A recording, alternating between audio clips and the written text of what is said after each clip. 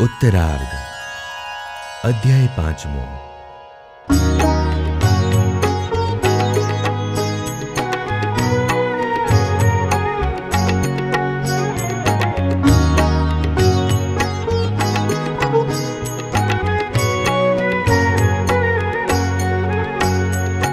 वृषपुर में वेगे जाणो आवे अतिशय करी उमंग।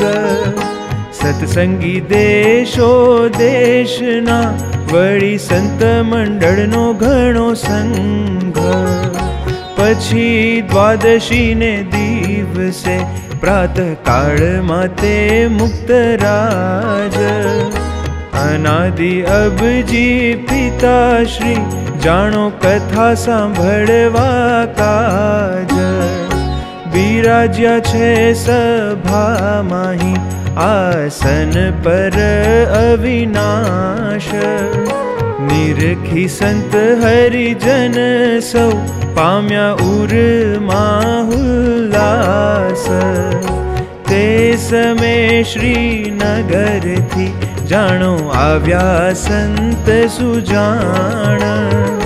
सद्गुरु छे महामोटा अति प्रतिष्ठित प्रमाण।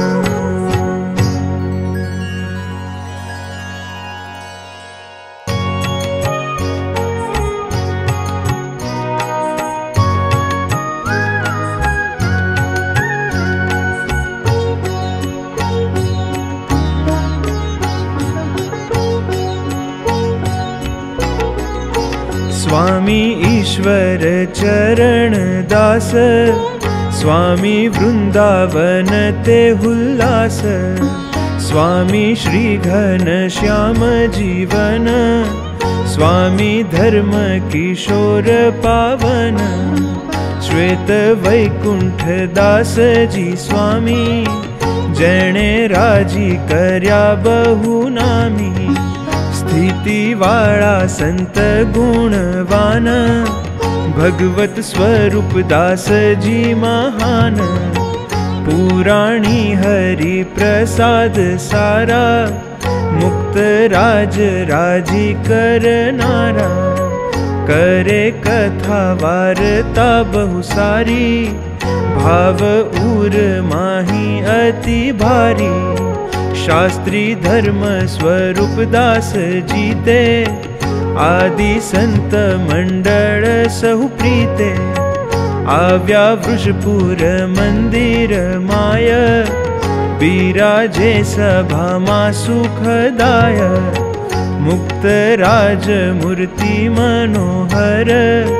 सर्वे श्वेत पहर्या छे अंबर।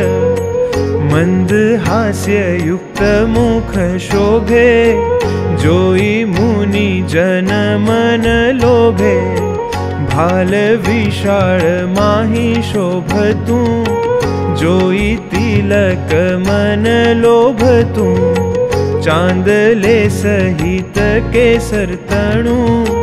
सुंदर तिलक शोभे छे घणु। एवा मुक्त राजना दर्शन। करे संत मंडल हरिजन। करी दर्शन संत समाज। जाण्या पूरा थया सर्वे काज। वाटनो थाक उतरी गयो। दर्शने परमानंद थयो। भूख तरस रहित सौ थया। दंडवत प्रेमे करवा रह्या। करी दंड प्रणाम अपार। मळ्या मुक्त राज करी प्यार। बहु प्रेमे भेट्या बापा श्रीते। कर्यो सत्कार ते रूढी रीते। पामी परमानंद सहु संत। बैठा सभा मा संत महंत। शोभे सभा सुंदर अनूप। मुक्त राज शोभे सुख रूप। पछी 9 वागे कथा तणी। करी समाप्ति हेत थी घणी। त्यारे वळी उठ्या सर्वे संत, मळ्या फेर हेत थी अनंत। मुक्त राज बापा श्रीने प्रीते, मळ्या संत सहूरूडी रीते। पछी बापा श्रीनी आज्ञा थकी, कर्या उतारा मंदिरे नक्की। केटलाक संत गाम माय, नवा घर मोटा रूडा त्याय। तेमा कर्या उतारा ते जई, सहु संते राजी बहु थई। नागजी भाई पाटड़ी तना, आव्या गुजराती जन घणा। सोमचंद भाई ने लालू मल, आव्या कराची थी ते सकल। डॉक्टर नागर भाई मणिलाल, आव्या वढवाण थी मराल। खाखरिया झालावाड़ी जन, नळ कांठा आदिना पावन। दश क्रोई ने दंडाव्यतना, काठियावाड़ी जन आव्या घणा। बाईओना संघनो नहीं पार, न थाय नामनो निरधार। अति होशिला ने हेतवाड़ा, फिरवे प्रत्यक्ष प्रभुनी माळा। एवा बाईओ हजारो हजार, आव्या वृषपुरनी मोजार। उतर्या बायोना मंदिर माई, गयूं मंदिर मोटू भराई। बीजा बायोना उतारा विषे, उतर्या गाम माही अतिशय। हेतवाड़ा बायो हता तेवा, लीधा नियम रस्ता माथी एवा।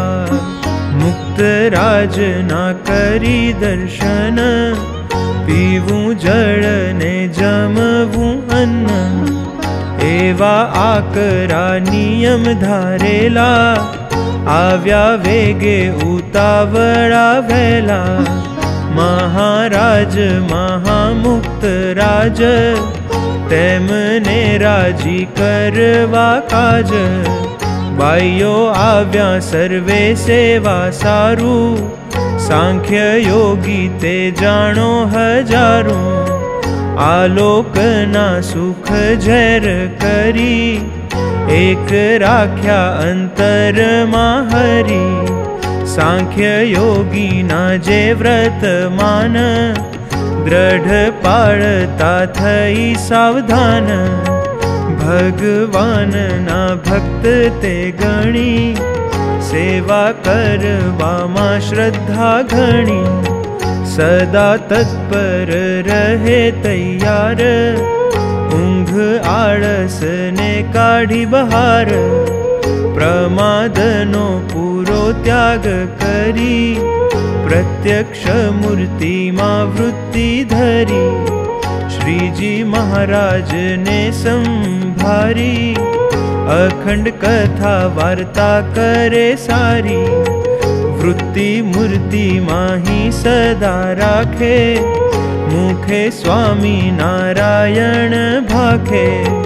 कथा कीर्तन करता सांभळता, व्रत तप पण बहु करता। काष्ठवत काया करी राखी, व्रते काया ते सुख विनाखी। एवा सांख्य योगी बाईओ जेह, कच्छ झालावाड़ना छे एह।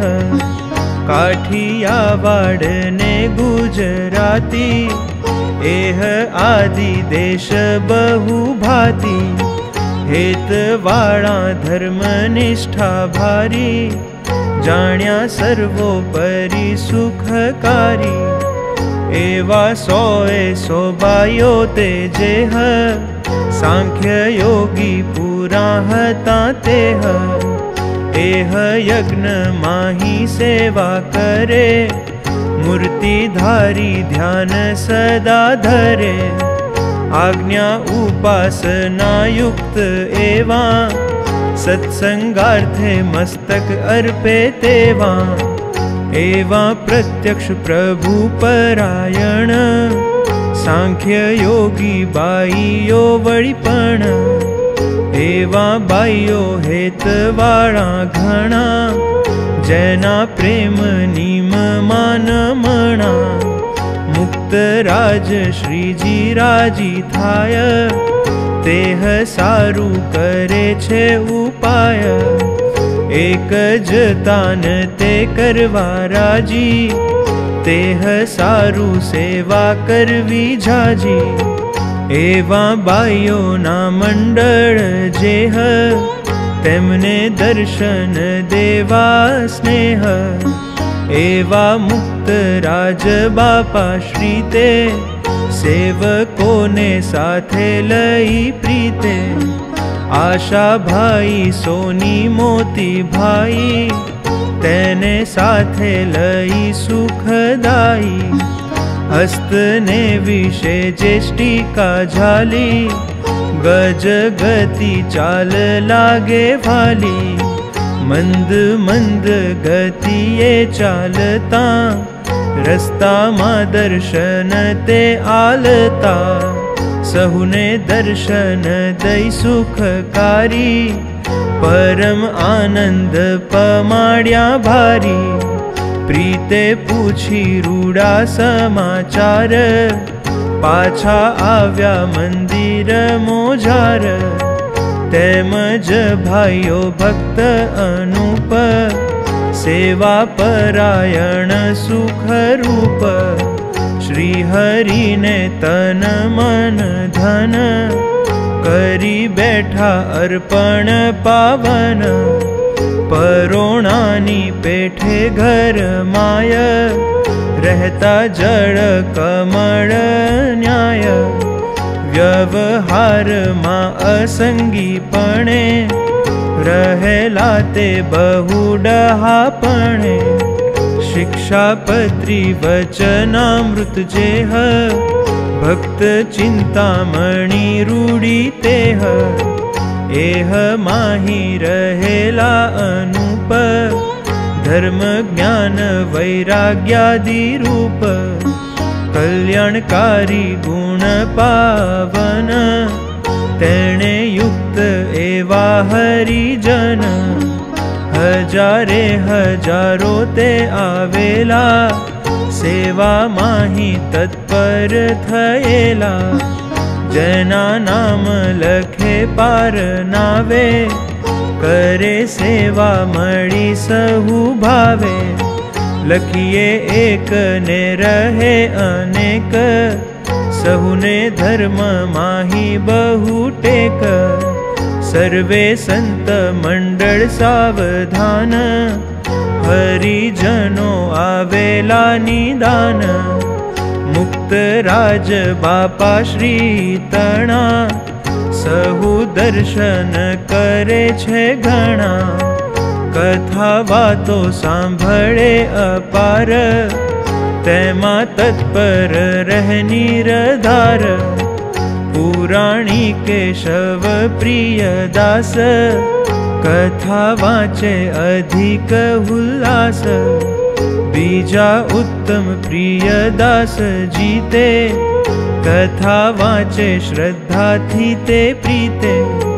सत्संगी जीवन कथा थाए, पान करे छे सहु श्रद्धाए। सवारे 6 वागे शरू थाय, तेथी वहला कहूँ मुनिराय। 3 वागे उठी करे ध्यान, संत हरिजन थई सावधान। पछी स्नान पूजा पाठ करी, हेते वाचे छे ते शिक्षापत्री। स्तोत्र पाठ ने कीर्तन बोले, मूर्तिधारी आनंद मां डोले। संत हरिजन दर्शन करी, नित्य विधि करी सर्वोपरि। 4:30 वागे सभा माय, आवी बैसे संत मुनि त्याय।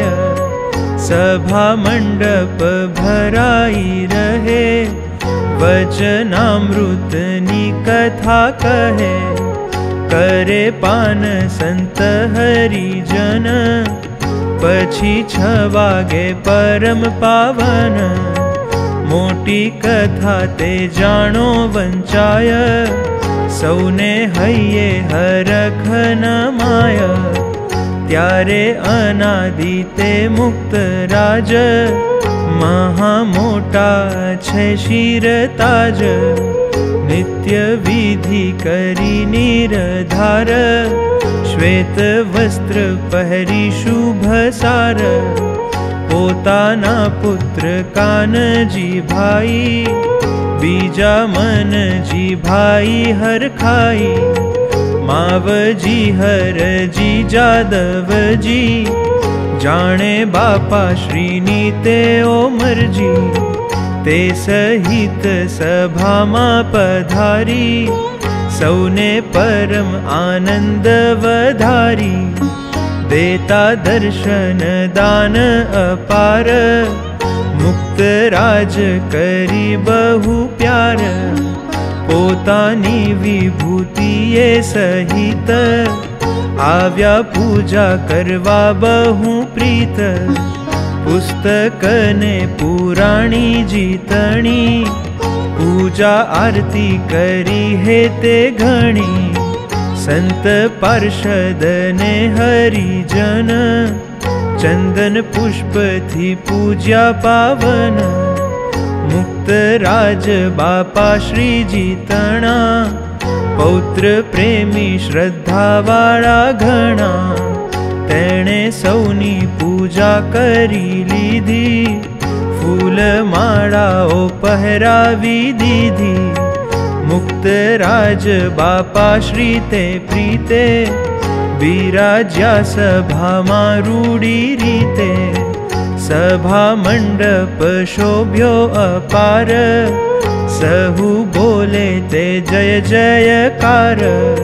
सांभळे कथा सहु एक चित्ते, प्रेम मगन थई बहु प्रीते।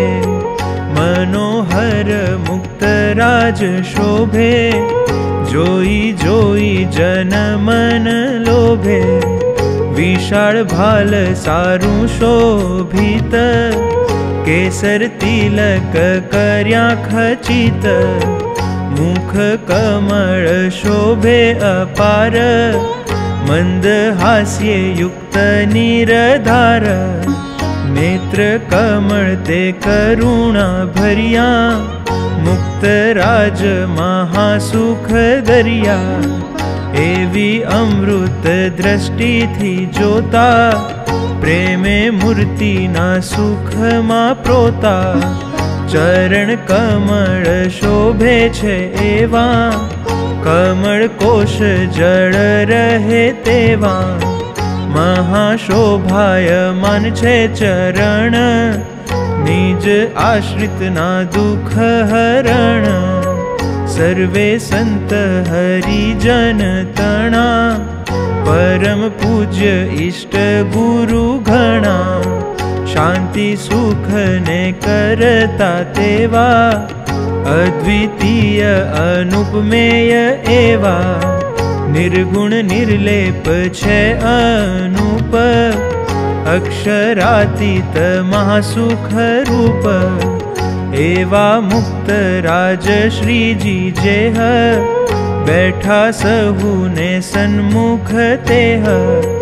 जोई मनोवृत्ति सहूतणी, आकर्षण थई जाय घणी। अक्षरधाम तुल्य सहूजन ने, सुख शांति वर्ते बहु मन ने। उत्तम नृपति ना आंगणीए, पुरुषोत्तम श्रीजी रहे भणिए।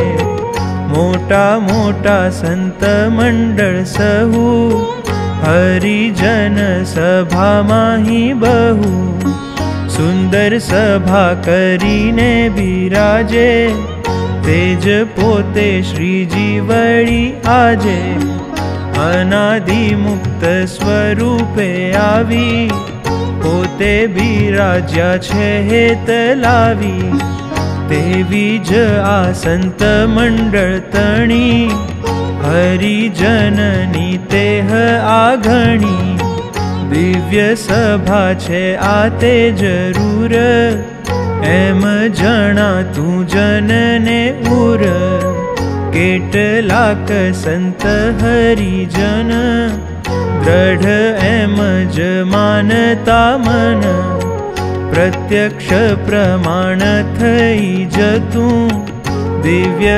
दृष्टिए देखातू हतू केटलाक ने तो तेवी रीत दिव्य सभा जणाती शोभित आ सभा में श्रीजी महाराज प्रत्यक्ष बिराजे छे जो आज तेनो आभास पड़तो भारी बैठा प्रत्यक्ष ते सुखकारी ते सभा में बैसी सहु जन सांभळता सत्संगी जीवन कथा अमृतनु पान करता प्रगट प्रमाण ध्यान धरता नव वागे कथानी अनूप करे समाप्ति ते सुख रूप पछी आनंदे सहु सत्संगी प्रेम रस मा मस्त उमंगी झीलणिया कीर्तन ने बोले प्रेम आनंद माही ते डोले ते समय नो आनंद जेह केवल अनुभव गम्य तेह एह जोयो ते वखाणे वाणे जाण्यो लाभ अलौकिक टाणे पछी हरिजनो हता जेह काम मा गया जमवा तेह हरिजन ने रसोड़े जई जमे स्वामी नारायण कई संत मंडल मळी ते सहु मंदिर माही निज हाथे बहु सुंदर जे रसोई सारी ते जमाड़े प्रभुजी ने धरी ते पछी प्रसादीनु अन्न जेह जमे संत मंडल सहु तेह 11 वागे हरे करी जमी प्रेम मगन मूर्ति धरी 12 वागे कथा करी सारी वचनामृत तणी सुखकारी पछी शांतपणे सहु संत घड़ी विश्राम ले गुणवंत श्रीजी महाराजनी मूर्ति रूप रूडो माड़ो अतिशय अनूप तेमा बे घड़ी विश्राम करी तरत उठी वળી ध्यान धरी स्नानादिक क्रिया करवा जाय निर्गुण आनंद उरन माय।